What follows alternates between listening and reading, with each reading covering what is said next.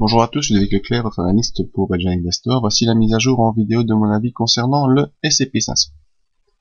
Alors le S&P 500, mais la semaine dernière je vous avais donné mon sentiment qu'on allait rejoindre assez facilement les 1526 points.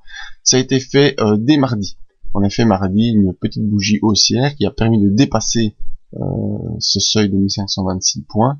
Et ensuite, je vous avez prévenu, attention, on a fait l'objectif, maintenant on va consolider. Ça a été le cas mercredi, jeudi, on est même passé sous la M20, qui n'était plus arrivé déjà depuis, encore jamais arrivé depuis le début de l'année. On est passé sous la M20, sous le support des 1513 points qui est ici. Et vendredi, on termine par une réaction haussière. On refranchit la M20 à la hausse et on repasse au-dessus des 1513 points. Donc on est plus dans une semaine mouvementée, neutre, un peu comme sur le CAC 40 si vous avez vu la vidéo.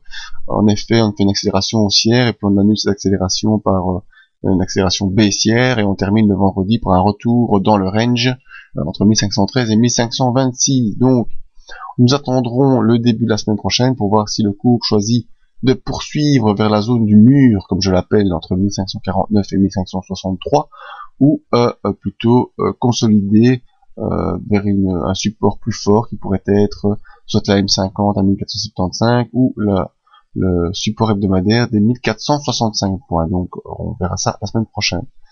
Rendez-vous pour la semaine prochaine déjà, mais bon, rapidement le MACD lui est baissier. Pourquoi? Parce que dans cette phase d'attente, le MACD décroche toujours. Quand on ne sait pas où on va, ça le MACD n'aime pas du tout et est plutôt en phase baissière. Le stochastique nous montre également une grosse phase baissière qui essaie de s'installer.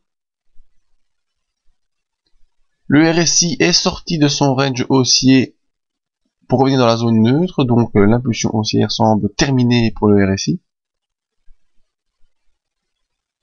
Par contre, sur l'OBV, c'est toujours un peu une phase haussière qui reste en place sur l'OBV, donc vraiment, même si techniquement les indicateurs d'impulsion nous montrent que la phase haussière est terminée, il semblerait que les opérateurs ne sont pas prêts à se débarrasser de leur position si facilement, et on reste plutôt en phase d'attente sur l'OBV. Donc dans ces cas-là, vraiment privilégier les repères graphiques, car au niveau impulsion, il semblerait que l'impulsion haussière qui est en cours depuis le début de l'année est terminée, mais les opérateurs restent en place, et la preuve en est cette réaction de vendredi qui nous ramène le cours au-dessus de sa M20 et au-dessus du support des 1513. Donc à surveiller début de semaine prochaine, vraiment le range encore une fois 1513, 1526 pour voir dans quel sens les opérateurs veulent mener le cours. Alors pour le suivi de cette analyse, rendez-vous sur le site tous les matins pour le briefing, la page Facebook pour les mises à jour et le petit adresse mail si vous voulez me poser des questions ou me contacter. Merci et à la semaine prochaine.